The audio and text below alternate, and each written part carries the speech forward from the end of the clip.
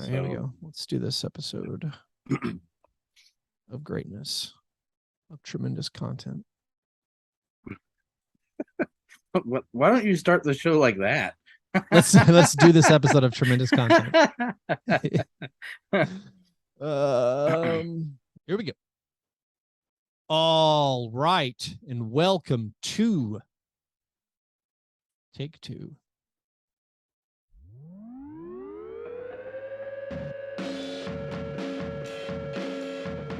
All right, and welcome to Fastbreak Breakfast NBA podcast. My name is Keith Parrish here once again with my buddies through the miracle of computer phone, here with Chuck Anderson. Hey now. And with John Burr. Coming up the works like Quentin Grimes over here. The untouchable Quentin Grimes. John, you have the shirt unbuttoned all the way down to the nape. Oopsie. It's fine. I didn't know if this was like a level of excitement to talk about basketball. Like if it's just a 2-3 buttons undone, you're like, you know what? This is my job. I'm going to show up. I'm going to put in the work all the way down nearly to the waistline. I don't know if that was I'm ready to roll. I'm like this Rebecca is an Romaine Stamos of podcasting. There's a lot of cleavage at all times. I'm going to show up in a Mystique body paint suit next week. I think of you more as like the Elvira of the show. Yeah. I'm packing more heat. Yeah, you might be. You're a little darker. Yeah, there's a dark energy about you. We have the desert of the offseason was interrupted with massive NBA news last week. We let it settle. All right. The official Fast Break Breakfast stance was all right on YouTube. There's a YouTube exclusive. I gave a few thoughts in the immediate aftermath of the Donovan Mitchell trade, but otherwise we just kind of let it settle over us. Just the fallout rained down on us. And I think we fully digested it. We're going to have some good thoughts for you. But speaking of digestion, we start the show with breakfast. Have you guys had any good breakfasts recently? John, what was your breakfast? You amended the question and saved me because I haven't had any breakfast today, but I've had some pretty good breakfast recently. I had like an omelet with crawfish in it recently. Oh, tell me everything. Which I believe that's correct pronunciation, Chuck. I didn't think I was going to like it because I have like canonically I allow crayfish on this show, but keep going. Because I have an aversion to seafood for breakfast usually. Oh, but, we've been through this before. Yeah, I know it's just not my thing. But you know what? I guess I'm experiencing what they call growth. Late growth, some Antetokounmpo-ish late growth. Breakfast crab cake. Good. This is just fine. I know. I don't often do it, but the secret was the omelet was very fluffy, and we're talking maybe 2-3 crawfish tails at most. I don't think I could have done a dense etouffee like blend. I can do seafood around the clock. It is so. I think I around the clock food. I love seafood, but I actually think I have like an allergy. So I just can't eat it regularly. So I think this taste is just like the biological John, imperative. The listeners want to know, what are your symptoms? Oh, the listeners don't want to know. Okay, say no more. I think. Yeah. Right. Yeah. I don't know. It's something I enjoy sometimes. No, nothing like that. It's just like I get itchy and then I have to go to the bathroom. I got you. And it's just like, it's kind of unpleasant. And I think that's just my body's way of being like, don't do this all the time, dude. How old were you? Where are you when you understood there was a correlation between what you ate and what you pooped? Because I got to say, I was real good. 37. I got to say, I was real good at school from the start. Like top of my class type thing. I want to say I was at least 16, 17, 18 before I was like, wait a minute. Like ice cream makes my stomach hurt. I didn't really start eating. I didn't even put it together. Yeah. I didn't start eating anything besides like chicken tenders and Taco Bell until I was like 19 years old. So there's probably some of that too, where like we didn't have the greatest meals. I mean, like my parents fed us. Yeah. But like we didn't spend a lot of money on food. My mother made the same 3 food items every week of my life. Yeah, we had some casseroles and we had like canned corn, canned green beans type stuff. Yeah. And it's weird. 2 of those items I will not eat. Oh, so what were they? Beef stroganoff. Oh, yeah. And turkey burgers. I will not eat either of those. And then one of them, I think because it was Friday's meal, was turkey tacos. Oh, I have a nostalgic pining for at all times, and will eat anytime. But but beef or turkey stroganoff and turkey burgers, I will not eat. Period. I love that later in life, turkey bacon became part of your creative process. I won't eat turkey bacon either. Conspiracy. My situation as a child of immigrants, we had potatoes at every meal, but also because there were so many of us, it was all microwave banquet trays of stuff, because you can't cook for 9 like like every day. Sure. It's just impossible. So there was a lot of like Salisbury steaks and lasagna, but we would do lasagna with mashed potatoes. Like there was always a mashed potato on the table. So my guts were pretty well regulated to like bland mass produced food early in life, and I stick to it today. I remember the disgust with my parents on their faces. I was so picky as an eater. I would have my mother cut the ends off of hot dogs because I didn't like that they resembled navels. John, God, you should talk to somebody about these things. I would say that like you give off, I was a picky eater as a child. That's kind of your aura. Yeah. I remember putting a buffalo wing up to my mouth and be like, it makes the back of my throat hot. Oh man. Which is now my favorite food. I never had a buffalo wing until I was in college. I'm just thinking more about like they tried the copious amounts of milk I drank growing up. 0. And then how much better I felt when I stopped drinking milk every day. Like, oh, turns out like, oh, you know what, Keith? I guess I've known for a long time, because when I was a little kid, we figured out that I could not have milk. There you go. And then after that, I think this kind of is a correlate. Man, this is like therapy. Y'all. This is therapy. That's all it is. I just started being like, after I found out I couldn't drink milk, I figured out, man, I can say this about anything I don't like.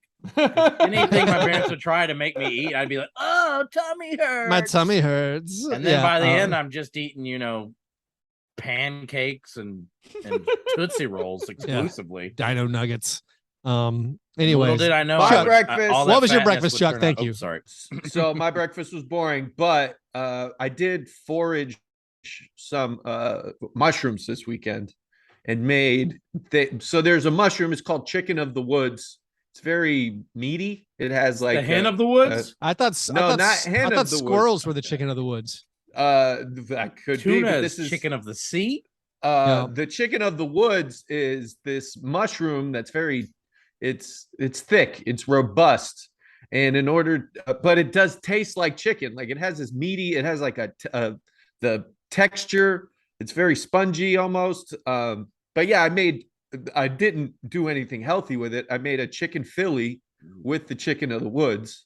So I had all extra chicken Philly, we only made 2 sandwiches.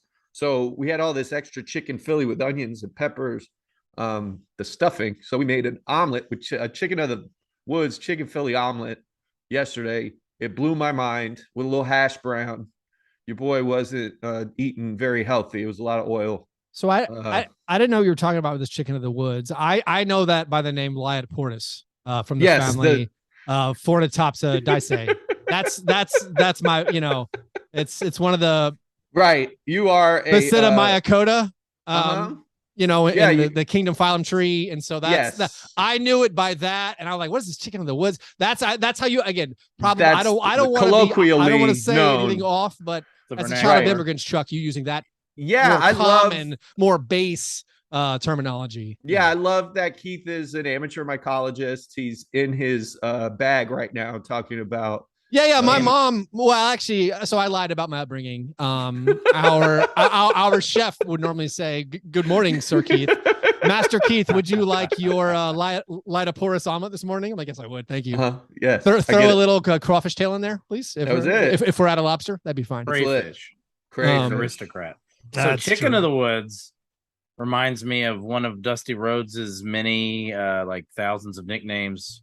In addition to the Tower Power, Too Sweet to Be Sour, the Bull of the Woods. The Bull of the Woods. Which I have no idea what that means. I like that. But that's powerful. It's a powerful nickname. The next great NBA player we need to start referring to as the Bull of the Woods. I think Jokic. I don't want to call him Joker anymore. We just call him the Bull of the Woods. I like it. Yeah. Can we give it to Steven Adams since we keep it Grizzlies centric focused? Do it. He's the bullish. Brandon Clark's bullish. I'll allow it. My breakfast. I had donuts all weekend. It was a donut weekend. Labor Day weekend. Hell yeah. Long weekend. Just donut. I went to you guys' donut shop over the weekend. I still can't. I'm sorry about my guys not sweet. Yeah. Oh, it's very speaking of sweet. I had a very sweet one from the East Park Donuts. I had the s'mores donut. Ugh. And of course, one would think it's too much. I can handle That place.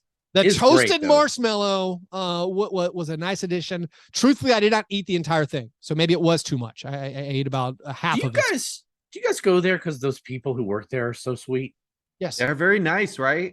So I only go. This is ridiculous because when I park there to go to the restaurant next door, I feel bad that I am breaking their parking rules. So then I swing through and I usually get like a fizzy water so that I have done my duty. No, you did it. You bought the parking space. It's like paying to pee in the bathroom. But they were so nice to me the other day. I don't drink coffee, and they talked me into drinking a coffee.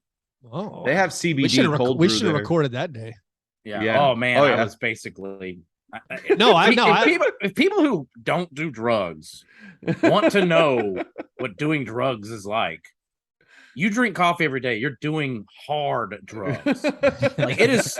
I had a cortado. That was better than any cocaine I have ever done. I was jacked to the gills for like 4 hours. Yeah, no, the East Park people are great, and much they're like really nice. I basically only listen to bands of people I know that they're in the band now. That's where I'm at in my grown adult life. If I can go to a restaurant of someone who I know the proprietor, I'm in. And if you make a delicious donut, doubly in. Sign me up. Anyway, those were our breakfasts. After our breakfasts, we get to our breakfast in bed apologies. This is our chance to make right what we might have gotten wrong in a previous episode. It is frequently the first time we talk about the NBA. Does anyone have anything they need to apologize for? Chuck, what do you need to make right in this world? So I happened upon a Heat fan this weekend who gave me, his take on the Miami Heat offseason and the way he feels about this season going forward. It's all dread. It's all doom. We're worse. Everything's terrible. And I scolded him. I was like, how dare you be negative about a team that was one shot away from the finals, who lost an almost 40-year-old man who didn't play in the second half of that game 7. How dare you? But I should allow him to feel that way. Also, I asked him, was he a Dolphins and Marlins fan? And he said yes. And then he's like, I get it. Yeah. Like, I haven't for years followed Dolphins or Marlins football or Dolphins football or Marlins baseball, but being a fan of those two teams will rip your spirit apart, and it would force you to become a much more darker Miami Heat fan. Like, there's just a negativity bias that has to exist if you're following South Florida sports. So I'm sorry to the gentleman. His name was Javier. He was a good guy, but I was mean to him in ways that I shouldn't have been. I should have been consoling. I should have held him. I should have held space for what his experience was, and I failed to do that. So you also should have shown him that photo of Rony Cycli at Burning Man. Oh man, I saw that. Keith posted it in our Patreon only Slack chat. A burner, like he looks like the Burning Man. Like, he's as tall as that thing that they light on fire. He's a Wicker vision. Man. Oh. Shout out Rony Cycli, DJ Rony. Shout out DJ Rony. My apology. Said a couple things that were wrong. It's flat wrong. I mean, I figured it out. I was wrong during the episode on Thursday with Rob Mahoney. I apologize for forgetting that the Atlanta Hawks made the playoffs last year. That's on me. I also incorrectly said Trae Young also forgot. Yeah. I said with a lot of confidence, look it up. Trae Young had multiple games where he had a negative game score on Basketball Reference. The Basketball Reference's little all-in-one stat. And I was like, that's pretty difficult to do. Turns out he only had one game with a negative game score. He had another one that was 0.2. It's very hard to do to have a game score that low with that much usage. But those things were wrong, and I am sorry for the misinformation. John, what would you like to make amends for? So I'm making great use of the latest Slack channel in our Patreon only Slack chat. Fact check. Yeah, that's right. Fact check. And it has been brought. I have my own personal ombudsman in our Slack. This person just despises me. His name is Drew, and he is very quick to point out when I am often wrong. And he's pointed out something that this is 100% true. Every year I say the Lakers offseason moves are awesome. It goes back to Lou Alcindor. Like, it is very insane. Well, on that span, you've mainly been correct. Yeah. It's hard to argue for Vlade Divac. They won the title a couple seasons ago. I like the AD move, but I don't know if that absolves loving the Russell Westbrook move. I don't know if that absolves the calamitous mishandling of like 3 really good players who are no longer Lakers now. I mean, I don't know. I don't know. It's just. Brandon Ingram's an all-star now. Lonzo Ball's a swinger spectacular that we just like talked about a couple weeks ago. Kyle Kuzma, where they're like, man, what if we had Kyle Kuzma back? What if we chose Alex Caruso over Talen Horton-Tucker? Yeah. Whoa. I mean, this is like, we laugh at this front office often, and yet every year I'm like, I don't know, guys. Lakers look pretty good. I'm going to go ahead and put them in the Western Conference Finals or the NBA Finals every year. So I'm sorry. And thank you, Drew, for always crouching behind me so that Chuck and Keith can push me down in the playground. It's very helpful. Well, those were our breakfast in bed apologies. If you want to join that Patreon and join the either the cohort of John's enemies who track his failures and missteps, or you just want to be a helpful contributor to the pointing out the things we get factually correct, do that at patreon.com/fastbreak breakfast. Also want to thank our latest Patreon supporters, Jonathan Johnson, Andrew White, Austin Welch. Andrew and Austin joined for this fantasy football league. We're doing a slow draft. It's been going for 5 days. There are 18 teams. There's no time. Has anyone had a player get injured or cut during the span? No, we drafted before the Washington Commanders starting running back got shot. I mean, we drafted after, so we avoided that. It has been, I don't know if this is the biggest fantasy football league I've ever played in. The run on quarterbacks was over before I got my 3rd pick. And it was like, I guess I'm Marcus Mariota.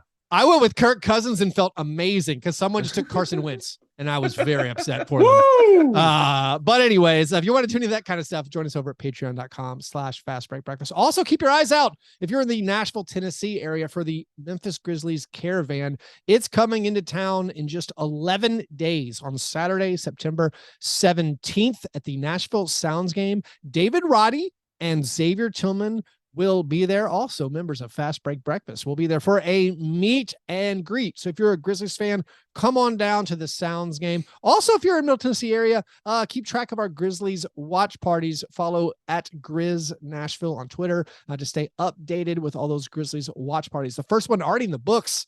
That's right. Friday, October 21st, Grizzlies Rockets. I can smell it. Like NBA players are getting back in town, like as of basically today. Labor Day is over. Training camps are going to start soon. All the players are returning. But if you're a Grizzlies fan in Nashville, make sure you go to that Grizzlies Caravan and you're following along with all those Grizzlies watch parties. All right. Steak and eggs. Best thing What's the best thing you saw in the last week, John?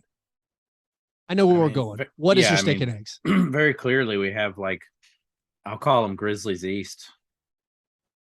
But honestly, that's kind of not doing enough to praise the 4 all-star Cavs now. Well, it's only 3 right now. Well, I guess we're counting Kevin Love, but the young ones. The core. Or you can be like Evan Mobley should have been an all-star. Evan Mobley was my all-star from their team, and he was the only one who didn't make it last year. I mean, and to me, the Cavs gave up kind of nothing because those picks, they didn't want Colin Sexton. Those picks are going to be late. Yeah. So if things don't work out, they can trade one of their 4 all-stars to get the picks back. I mean, it's just, For our listeners, we're counting Darius Garland, actual all-star, Jared Allen, actual all-star, Donovan Mitchell, actual all-star, Evan Mobley, a god among men. Yeah. The next Tim Duncan, going to be an all-star. Although the big loser from this trade is Darius Garland, who probably will never make an all-star game again.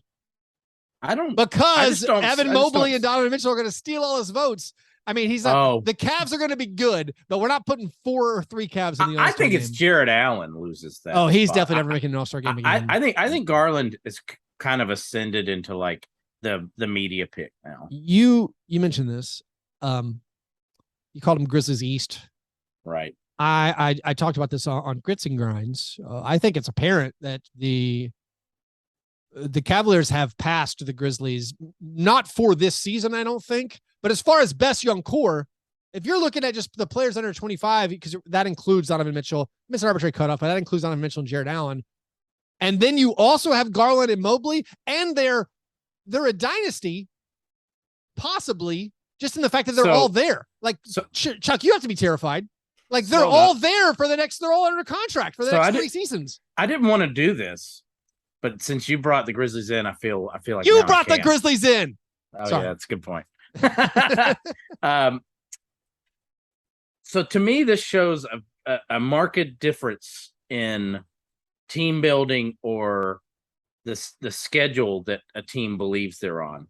Yeah. Because to me, I see this, and as a fan, if I'm a Cavs fan, I'm pretty pumped up because they recognize that windows are shorter than people realize, especially with the way teams move players around.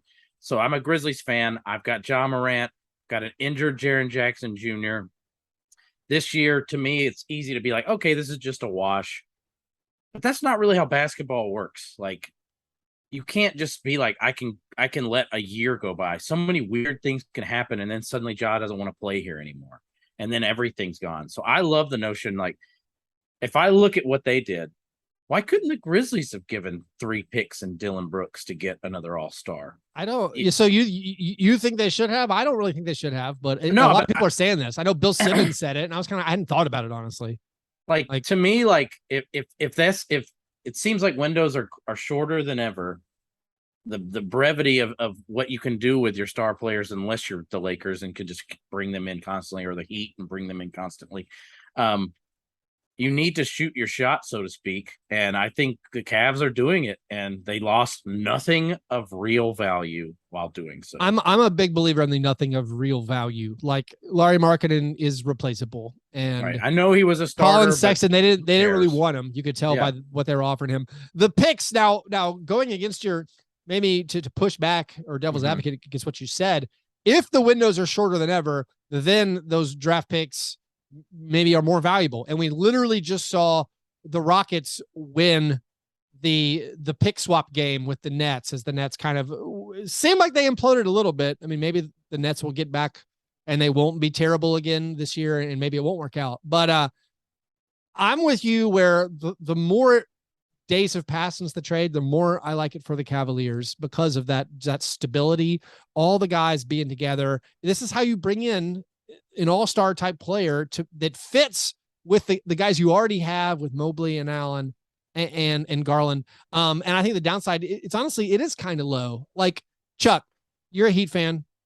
This seems like bad news for your conference, because suddenly going forward, future rankings, the Cavaliers have now, I think, have a seat at the table with the other good teams. No, I think they've got a good core on paper, but I don't know how the fit plays if they weren't able to find enough ball for Colin Sexton. How are they going to get Donovan Mitchell and Darius Garland the touches they both are going to need to be who they think they are? Because Isaac Okoro, Jarrett Allen, and Evan Mobley are the other three players. Well, I get it. And now you got two. They need points. They didn't have points. Now they have points. They didn't. I'm for those guys like getting buckets in the regular season. But what happens when the game slows down a little bit in the playoffs? This is a team that then you have the top three best ISO player in the league, and Donovan Mitchell. You picked up the seventh highest scoring postseason player but ever. Those two guys, Garland and Mitchell, can both get picked on tremendously in the playoffs, and I'm not sure. I'm not certain if that's like going to solve their issue. Having more another small guard who's barely able to defend come playoff time. Now, I'm not saying they're going to suck. They're going to be great. They'll go with Tyler Hero. They might go after both of their guys. You know, they'll go after James Harden. They'll go after. But I'm saying, who's the weak link? They'll go after Grayson Allen. And the other part too is those pick swaps, if I'm not mistaken, occur after Donovan Mitchell, his contract's up. No, well, they're deep down the line. 26 and 28. First of all, that 26 pick swap, I've never seen this before. The Jazz have multiple pick swaps in the same year, right? So the 26 pick swap. How does that work? What are the? That means they can swap with either the Timberwolves or the Cavaliers. I mean, what are the odds? What are the real odds that in 3 seasons the Jazz are better than the Timberwolves or the Cavaliers? It's not great. Yeah. Like, I think even if Mitchell moves on, you're going to trade him for something. Like, I believe that Mobley and Garland are going to be there, and Jarrett Allen's going to be there. Like, I don't love it from the Jazz perspective. The Jazz perspective, like, I get it. Like, all right, Donovan Mitchell's moving on. This is a good package to bring back in. John, going back to your thing about, like, why did the Grizzlies do it? I don't know if the Cavaliers, I mean, if the Jazz were as interested in the Grizzlies picks, because the Grizzlies have already, we picked 29th this year. And but you gotta think that's where the Cavs will pick. I think the Cavs, I mean, I don't know if they're that good. Again, I don't think the Cavs are, I don't think they're a top tier team this season. I just think locking in all those guys and having them under team control for so long, it's like, if you have that option as a franchise, like, hey, you can have 4 players who can all, I think, share the court together. Chuck is not as confident. I just don't know about, like, you've got 2 guys who can shoot. Where's the spacing around the rest of them? Like, if you can, like Jarrett Allen, you keep making arguments that they improved with the trade. I think the spacing's better. They made the spacing better. They made the scoring better. They made the playoff performance better. I think Isaac Okoro doesn't stretch the floor as much as Lauri Markkanen, and you already got 2 big men who aren't able to. And Colin Sexton was the same thing. So Colin Sexton is an approximation of Donovan Mitchell. So let me say Colin Sexton didn't play, but he played part of the part of the year. They were good when he went down. They were great at defense. I think you made the argument, Chuck. The argument is that defensively their backcourt is horrendous. That's that's the argument, and that's going to be the mark against that's going to be the mark against any. I also think there's spacing issues. I think their front court isn't able to space the floor, and if you can crash on those 2 guys. I think Mobley eventually is going to be playing 20 feet out for the bucket. The rumors are that Mobley's going to do that this year. Okay, if that's the case, then I'm wrong. But even without spacing last year, no spacing last year, when Jarrett Allen was on the court, they were one of the best defenses in the NBA. He got hurt. They were near the top of the Eastern Conference for a long time when Jarrett Allen was healthy. We already saw that they can perform. Like, I didn't believe that Markkanen at 3 with Jarrett Allen and Mobley would work at all. We were wrong. We were wrong about that. And so, they need more than Cedi Osman and Isaac Okoro to 3. I think everyone acknowledges that. But, like, this is a step towards that. No, it is. They are better now than they were. I just don't buy the, like, well, this is a contending team. I don't think. So again, to be clear on my opinion, I don't think this team is a contender this season. Yeah. But I think they have given themselves the best, probably young core in the NBA. Contending with, I want to do this. Which of these teams would win a tournament? I'm talking a basketball tournament. Everyone's healthy for this theoretical exercise. The games start next week. Which 25 and under 5-man lineup? I'm going to give you 4 options. We're going to have 4 teams to choose from. We got our Grizzlies. They will be starting John Morant, Desmond Bane, Zaire Williams, Brandon Clark, and Jaren Jackson Jr. That's a very good 5-man lineup. The Cavaliers will be starting Darius Garland, Donovan Mitchell, Isaac Okoro, Evan Mobley, and Jared Allen. So, and also, I think it's a very good 5. Or is it Karis LeVert? Or Karis LeVert's too old. Karis LeVert's too old for this one. Okay. The Boston Celtics are going to start Peyton Pritchard, Jaylen Brown, Jason Tatum, Grant Williams, and the Time Lord. And that's basically a near finals level roster there. And then the Atlanta Hawks are going to start Trae Young, DeJounte Murray, DeAndre Hunter, John Collins, Onyeka Okongwu. So we got, those are all of those 5-man lineups. I think they fit together pretty well. They're all 25 and under. Apologies to the Pelicans. I guess you could throw the Pelicans in there. A Brandon Ingram, a Zion. Then it kind of breaks apart for me. Jose Alvarado. I don't know. Herb Jones. Herb Jones. But which one of those 5-man lineups do you like? The Cavaliers, the Grizzlies, the Celtics, or the Hawks? Just those 5 guys that I mentioned, or the under 25 to guys. win a tournament. Just so which is the best one right now? Like right now, we're playing today. Chuck, you can go ahead. Man, I want to see the Hawks play. The Hawks was just fun. I think that, I mean, you've got like versatility and the high end scoring, in Trae Young. But yeah, I don't know. I think I would go Cavs right now, because I think Evan Mobley's like probably this, he's going to take a leap this year and maybe a leap the next 3 years. So yeah, I think, I'll go with the Cavs. So you just picked the Cavs. Chuck is scared. Over the Celtics and Grizzlies, I'll take the Celtics. I think it's the Celtics or the Grizzlies. Like the Grizzlies, that's basically that's just their best 5 with Zaire instead of Dylan, which I know John makes you. That's our best 5. That's your best 5. I'm contractually obligated to never pick the Celtics ever. That makes sense. I mean, the Celtics have the best player in this whole exercise is Tatum. Sure. Yeah. I think Grizzlies fans will argue the probably best Morant. duo is Tatum and Brown. By a significant margin, by the way. I think the Hawks win. Chuck, I could pull out all your anti-Cavs arguments. I think spacing concerns. I have the Hawks last. I have the Hawks last as well, but they're intriguing. The Okoro piece of it is, if you don't have to guard Isaac Okoro, which is what happened in the play-in last year, just don't have to guard him. Like then it becomes Donovan Mitchell and Darius Garland are doing just all one-on-one type stuff. It becomes difficult. But at the very least, the exercise says to me, these are some fun teams. And the Hawks one, theirs is a little riskier because it's not the same timeline. Where DeJounte Murray could leave in 2 years. John Collins has been in constant trade rumors. But it's interesting because we had the Hawks make this big deal. Then they got passed by the Timberwolves making a big deal. And now they've been passed, maybe not as far as actual on-court product this year, with the Cavs making a big deal.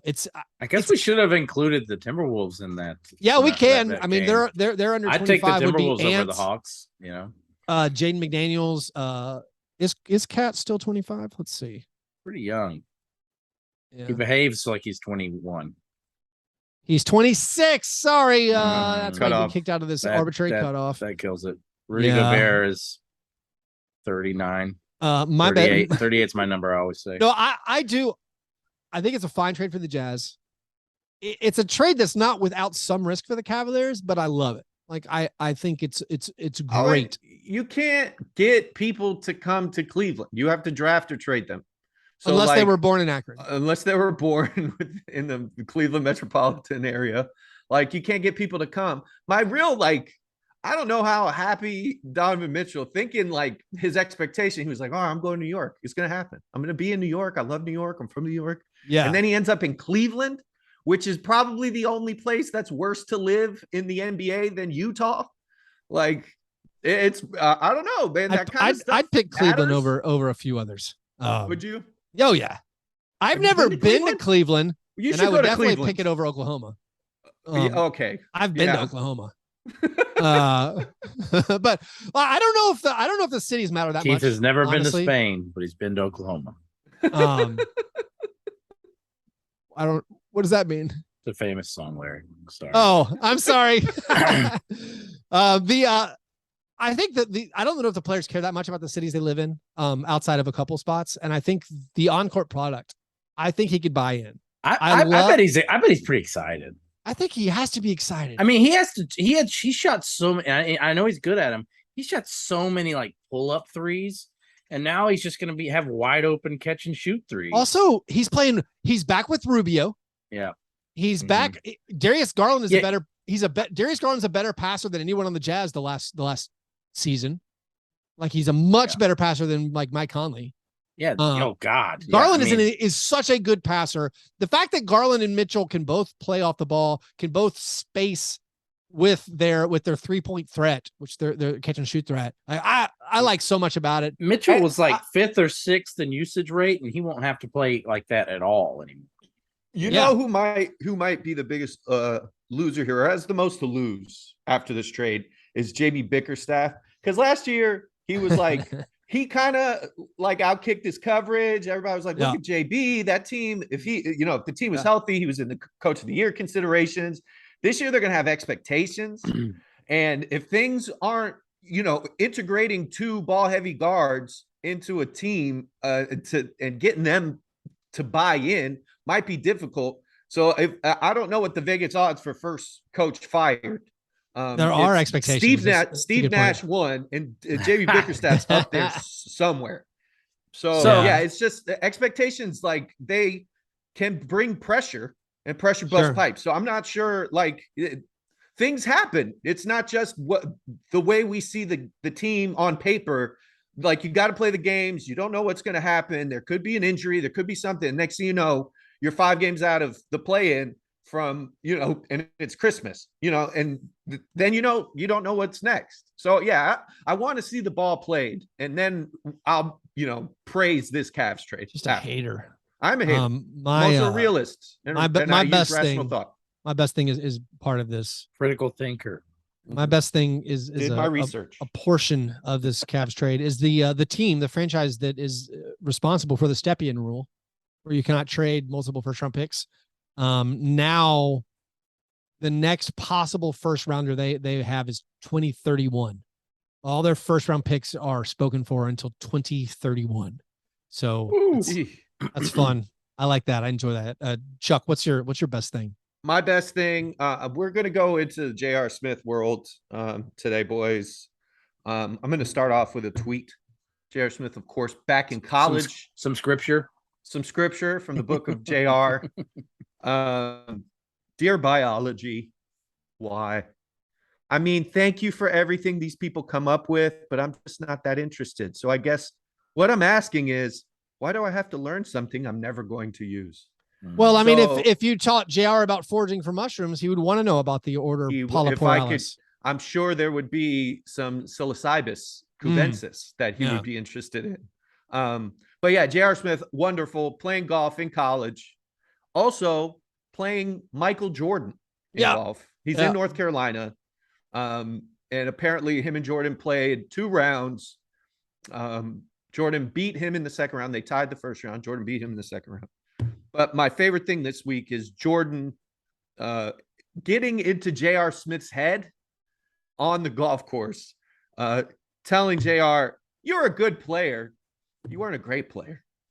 And then, like, how amazing is this almost 60-year-old man who still has the absolute, like, beautiful psychological ability to burrow into your spirit. This is a world champion. J.R. Smith, the pipe bearer, the man who helped LeBron get his Cleveland ring, was told, "Yeah, you're good." No, But you're not I think great. it's even better technically. I believe the exact quote is, "You had a good career, but it wasn't a great career." But it wasn't a great Like that, career. for me, it, that's yeah. more painful. For me, that hurts a Yeah. little more. Like, So I just wish, I wish I could be a caddy. I wish I could do a gopher on the golf course. I wanted to just be with them, with Jordan chomping on a cigar and eating J.R. Smith on the back nine. This is probably $1 million round of golf. yeah, probably a lot. Well, They're betting on every shot. J.R. Smith blew hole. his whole NIL on that one. Yeah, I think. Well, apparently it wasn't that much because they were going to bet 5 on the 5 for the front 9, 5 for the back 9, and 5 for the whole course. And J.R. Smith had to clarify, I mean 100, not 1,000. Yeah. But Jordan's like, I know what you meant. I know how much you're worth, young buck. I mean, this reminds me of my. I look back at my dad used to play poker with all these millionaires, and there was a period in my life where I was like, "That's really smart. You're taking all these fools' money." You can't take it's really dumb because the money doesn't mean anything to them. And when the luck finally crashes down for you, even if you're the more skilled player, and maybe for J.R. Smith, collegiate golfer, the more skilled golfer, when it crashes down, that financial, downfall and reverse windfall ruins your life. Yeah. I could never handle the cash games because I didn't have money, because I was poor. And it was like being in a casino, and it's like this person across me doesn't care if he bets $100. And for me, it's like, I know I'm pretty sure I have the best hand, but like if I lose if I lose $200, like I'm going to feel sick for like months, like, and so, I couldn't do, I could do tournament. Cause tournament like gives you that, like, it lets you buy in, like worst case scenario, I'm just losing that. And it's all pretend. It becomes the pretend money where you can just goof around with it. But, anyway, those are our best things. The opposite of our best thing is our worst thing. The cream of wheat. Worst thing. John, what's your worst thing this week? Let's stay with the NBA equivalent of the House of Lannister. Let's stay with the House of Jordan. Although I guess the Jordans never pay their debts. But I don't know what to do with this information that I've stumbled onto in my travails of reading Black Sports Online tweets. But so Michael Jordan's son is dating Scottie Pippen's ex-wife. News to me. Dear God. It's like, this is a thing I just avoid in my life.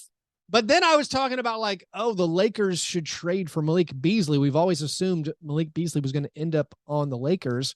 And then Lakers people are like, hey, you realize Scottie Pippen Jr. is on the Lakers, and that might be awkward to have Malik Beasley on the same team because he also dated Scottie Pippen's ex-wife. And so I was like, this stuff hadn't occurred to me.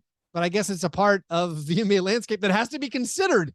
Michael Jordan's so petty, he's getting his son to go after Scottie's old lady.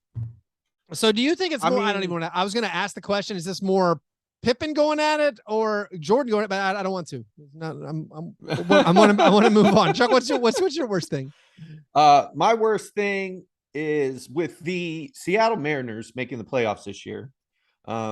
They no longer are one of the worst franchises in the league. We now have the Kings, who are in sole possession of worst franchises in American sports. Oh, okay.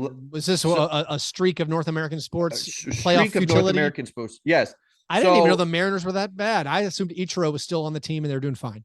I just bought a King Griffey Jr. jersey. Yes, big unit still pitching, man. I got ruled. So, so in 2006, that was the last time the Kings made the playoffs.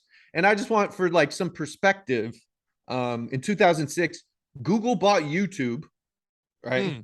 So that happened. And also, this is my favorite thing.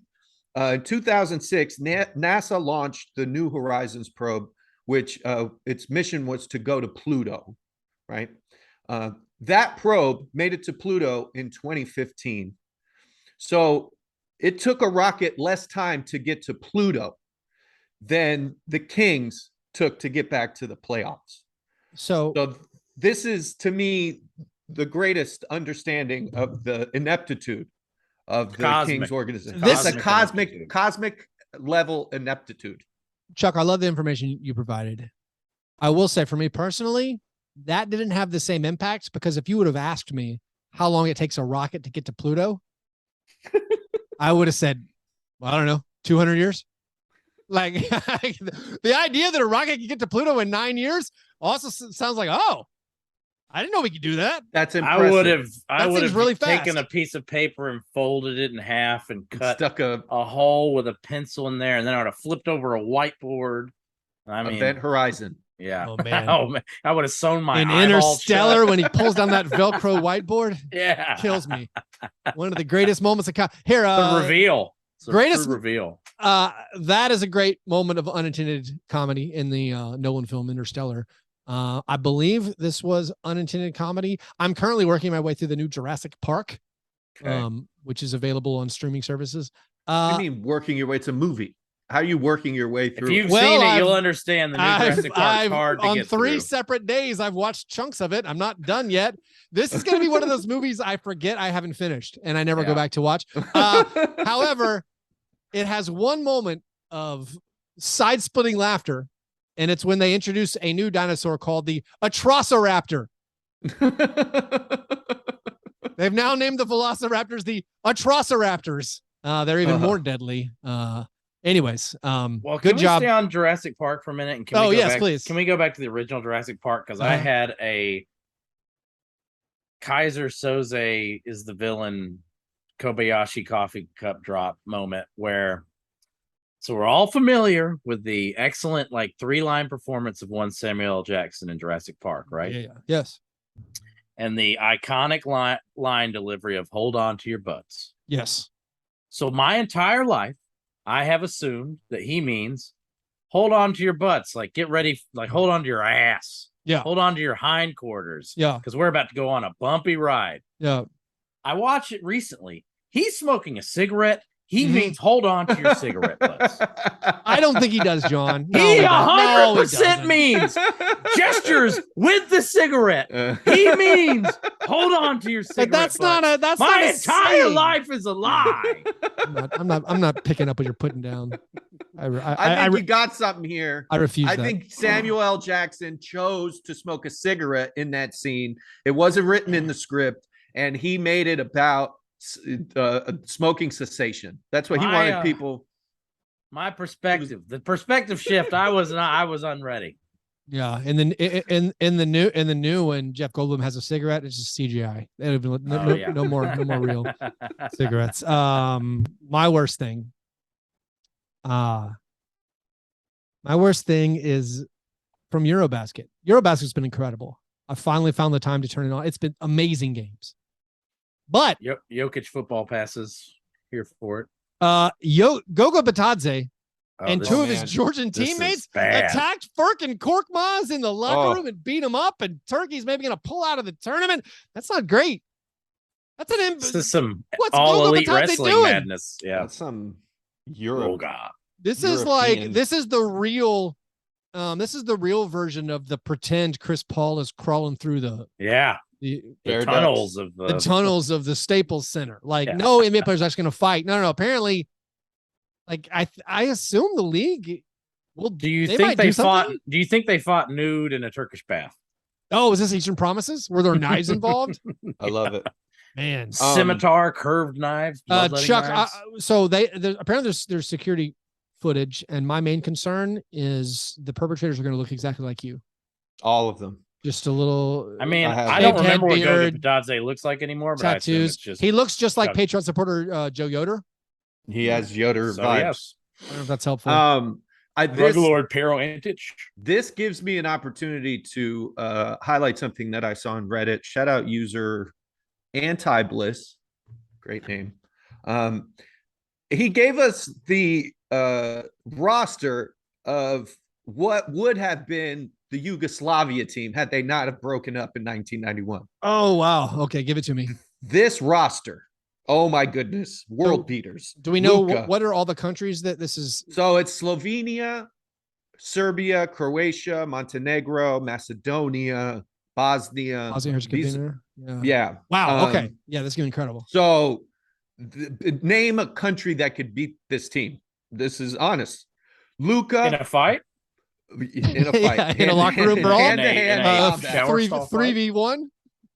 Luka, both Bogdanoviches, who are from different countries. I thought they were brothers. What? For years.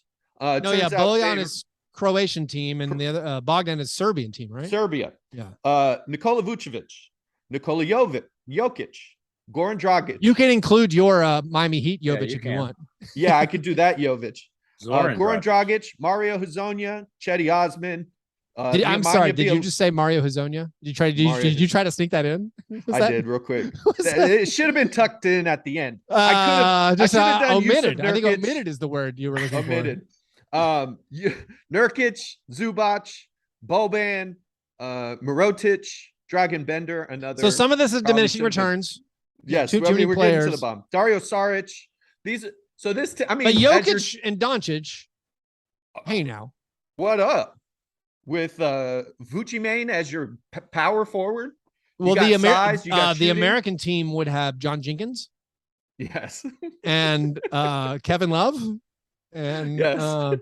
No, we'd have John Zion. It'd be fun. Yeah, it would be fun. But this is like, communism falling was good for the country or for the world, maybe. But it really wasn't good for Yugoslavia's basketball hopes. That team, that area is about 23 million people, which is less than the population of Texas.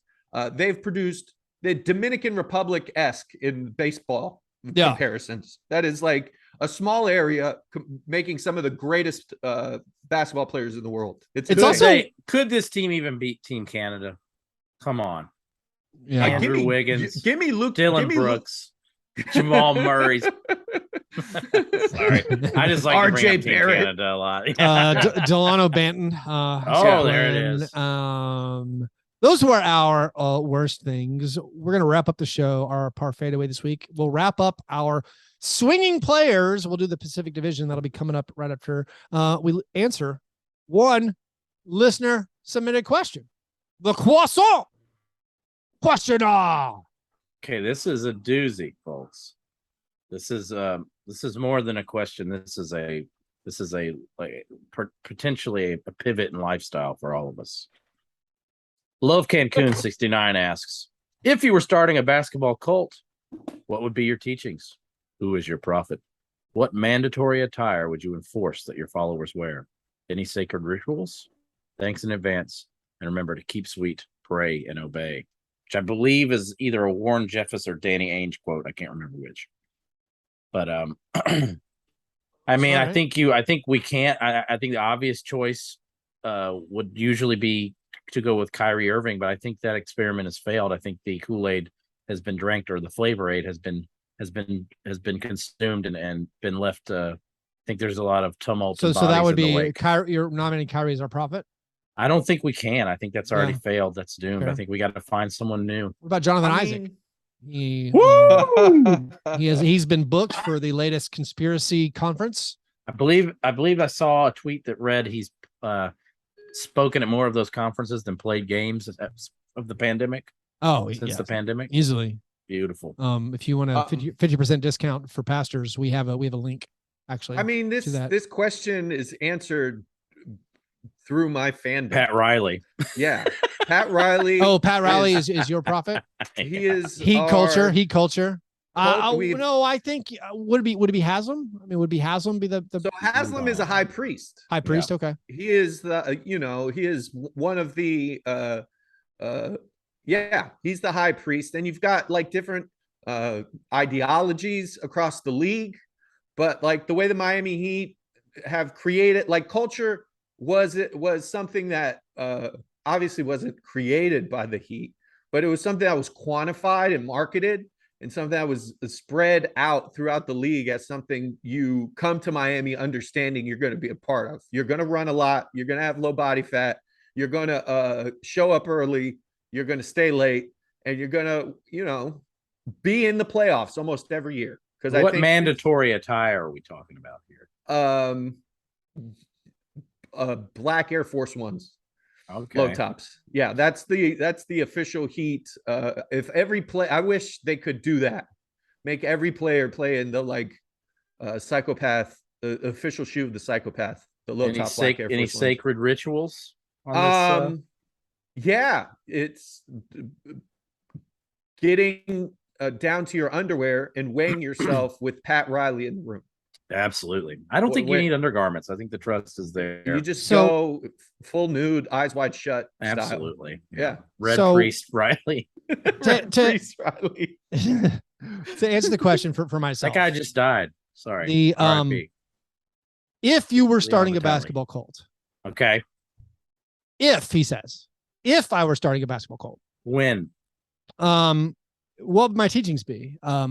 Well, here's no charges. If I were starting a basketball cult in this hypothetical situation, I would probably preach the evils of tanking. I would probably preach the evils of Devin Booker. I might tell my followers to not be misled by the shiny seduction of James Harden regular season play.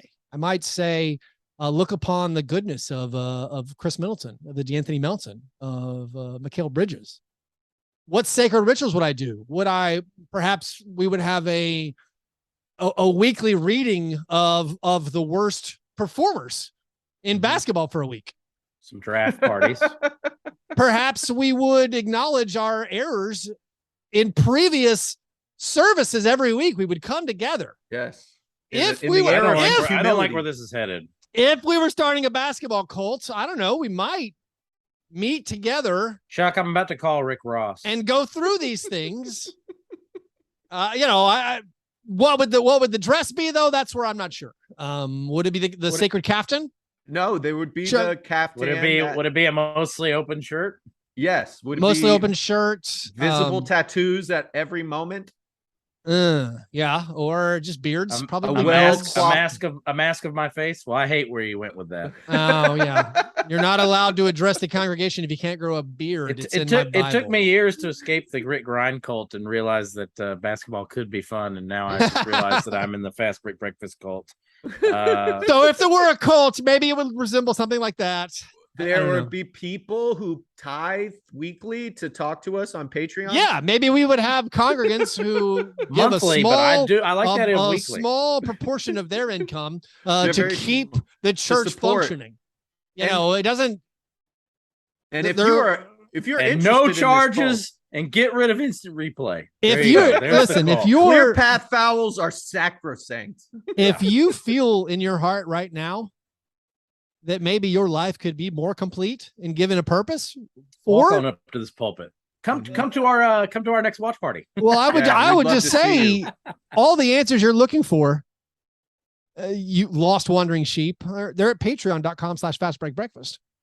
If you need your query to be answered by the elders, submit it at patreon.com/fastbreak breakfast. If you want to play in an 18-team fantasy football league, if you want to play in a 40-team negative fantasy league, where, by the way, that guy Akbaji got traded to the Jazz, they're going to play him, right? He's going to be a negative fantasy darling. God. Yeah. How much does Markkanen and Sexton play? It's important for a negative fantasy league. If you want to get involved with all that, support this fine. It's definitely not a cult for tax reasons. Actually, we should be a cult. Yeah. Come on. We would get to keep a lot more money if we were a church. But come join us at patreon.com/fastbreak breakfast. All right, par fadeaway, gentlemen. We're doing the swing players for the Pacific Division. If you're not watching our YouTube show, Chuck has the swing, the swing, yoga swing. My air quotes yoga swing is up. No, we're doing swing players. Which players on these teams do we think are the biggest variable for them going from maybe a worst case scenario to a best case scenario for their season? A lot of these teams, we think we know what we're going to get from their elite players, even maybe their role players. But which players do we deem as being the swing factors? Chuck, swinging players for each of these teams. We're doing the Pacific Division. It's a little bit hard. I found difficulty picking out players for each of these teams for just an assortment of reasons, but we'll start at the top of the division based on their finish last year. The Phoenix Suns What do we think is the biggest variable? Which player is the biggest variable for the Suns this upcoming season? So, I mean, they're running it back. They've, signed DeAndre Ayton. Everything looks kind of the same. I think our recency bias or the last thing we saw of the Suns says, hey, they suck. They should have blown it up. But this was a team that won a bunch of games and they looked incredible all year and maybe just caught a streak of bad luck for 4 games when they got crushed by the Mavs. But I think a guy that matters who wasn't a huge contributor last year, but could end up filling a role depending on if Jay Crowder stays in Phoenix or not, is Cam Johnson. My guy. He's big. Church of Cam. He's big. He can play defense and he can shoot. So Cam Johnson, that's the dude that if he takes a leap, you got a Cam really good. Did not have an awesome series against the Mavericks. And if you're identifying players who could get better, he's maybe one of them, although he's older than most people think. But yeah, I think it's a fair inclusion. I honestly lean more of the DeAndre Ayton and just what's that like?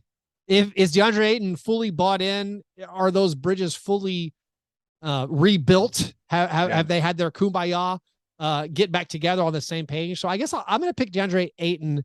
I think he still maybe has upside, but just the personal relationships of that locker room for me is the biggest swing for this team.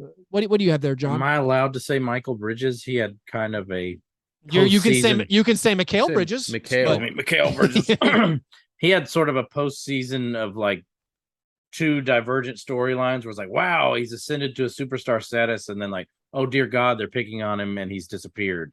So we kind of need to figure out which one will the real Michael Bridges stand up. They're a weird team for this exercise because it's like Chris Paul's proven, Devin Booker's proven, Mikal Bridges is proven, DeAndre Ayton is proven, even Cam Johnson's kind of proven, and arguably they were good enough to win the title.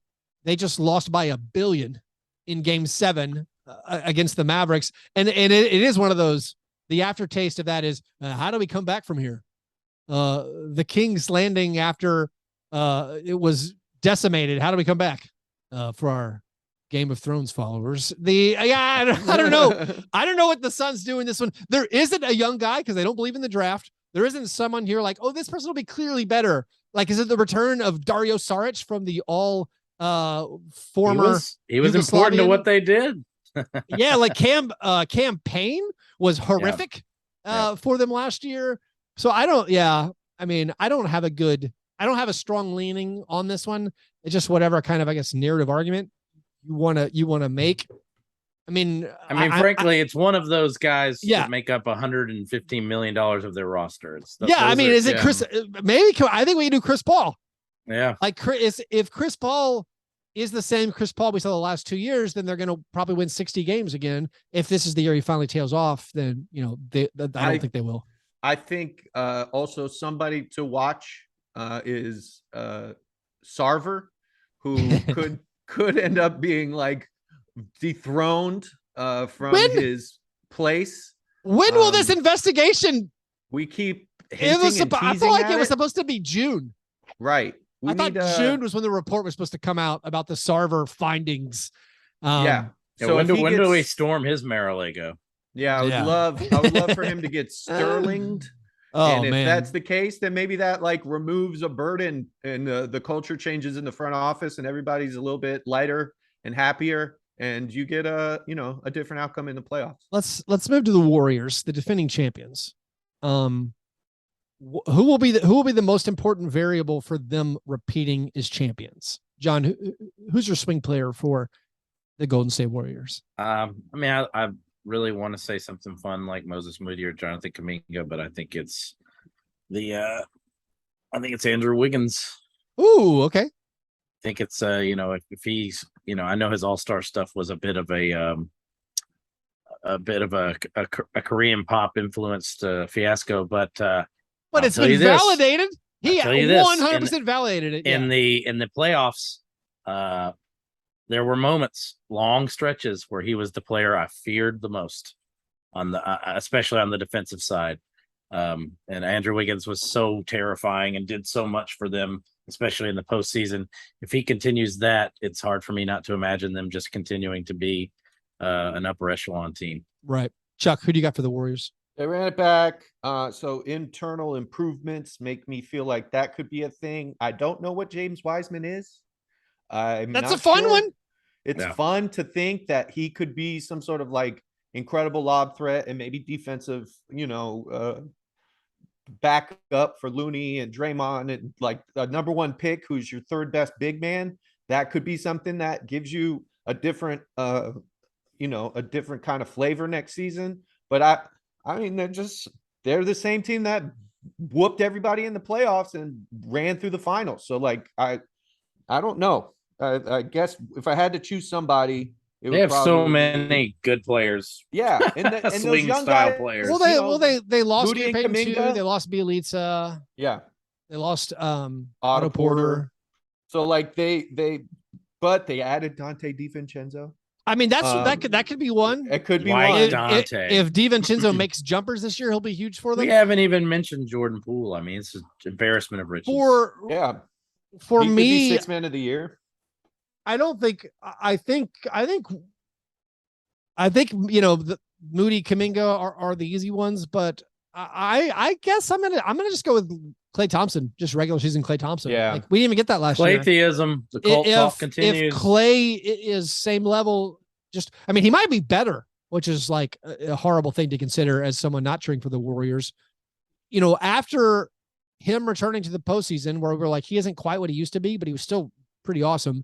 And like further and further removed from that injury, like maybe we get an even better Klay than we saw in the playoffs. And then like that would certainly be one way where they repeat. It's a little scary. They don't need that many things to change to still probably have a good chance of winning the title. They don't even need Klay Thompson. It is scary. Yeah. Let's go to the Clippers. I'm gonna pick Kawhi Leonard. I know he's a known, but the injury factor here maybe makes it easy. But for me, I can't overthink this one. The only variable for the Clippers being a play-in team versus being one of the best teams in the league is Kawhi Leonard. So I'm not going to try too hard about that. Does anybody else want to? I mean, do you want to pick something a little more niche? John Wall. That's a great one, Chuck.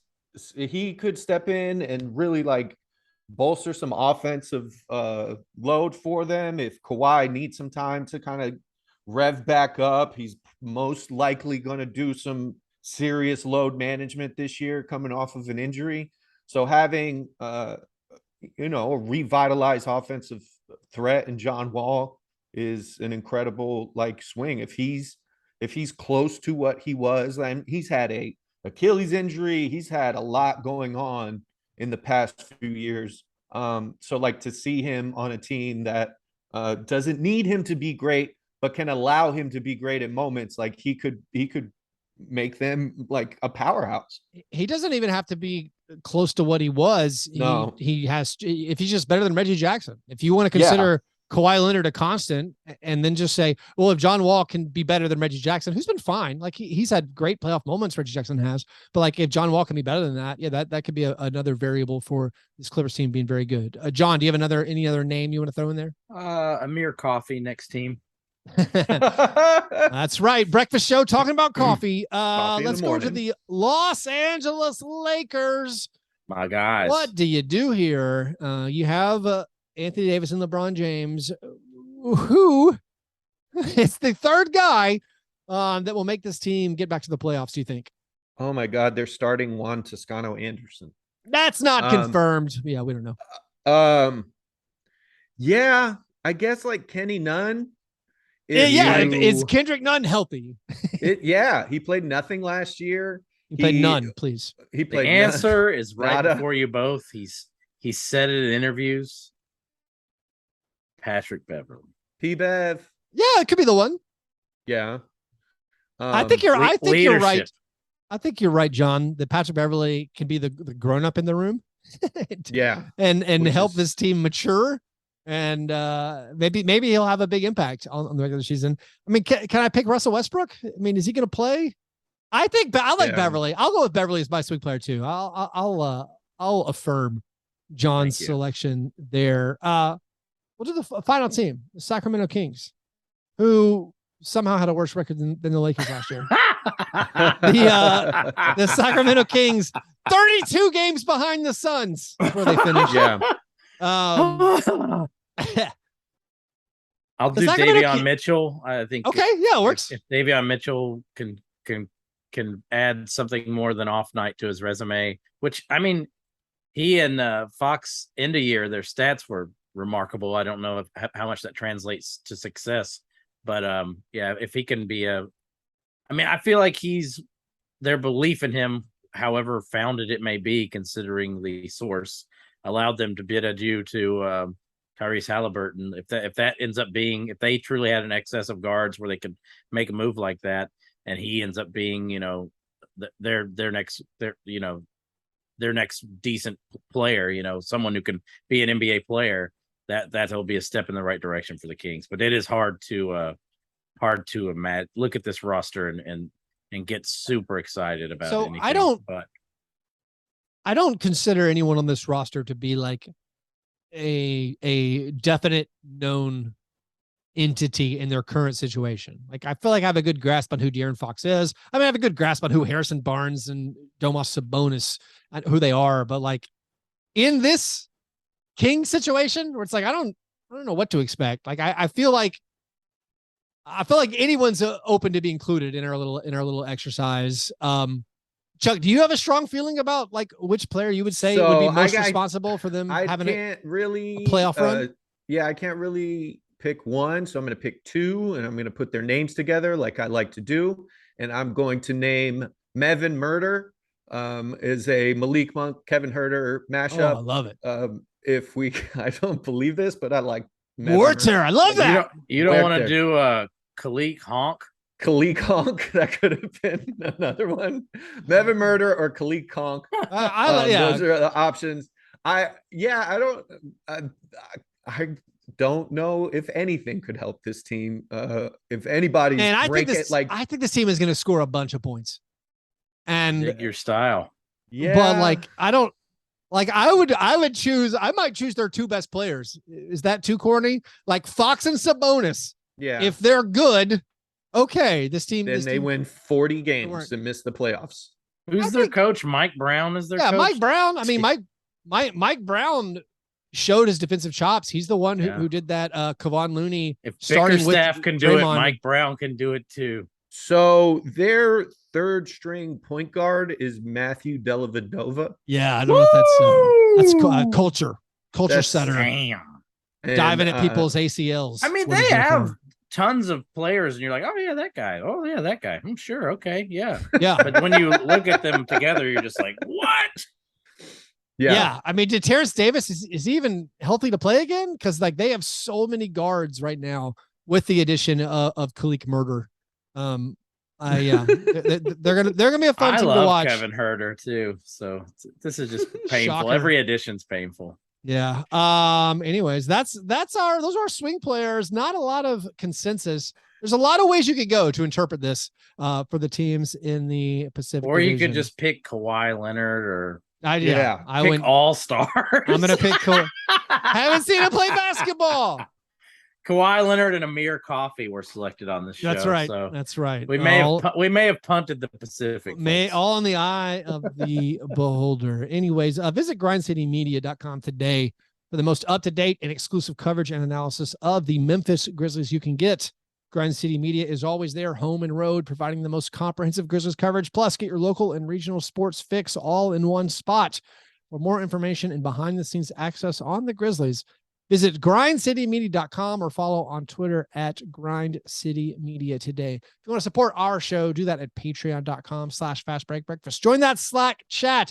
Get ready for fantasy basketball as it comes just around the corner. It's coming very, very soon. Follow us on Twitter at Fastbreak Break. Subscribe to the YouTube channel.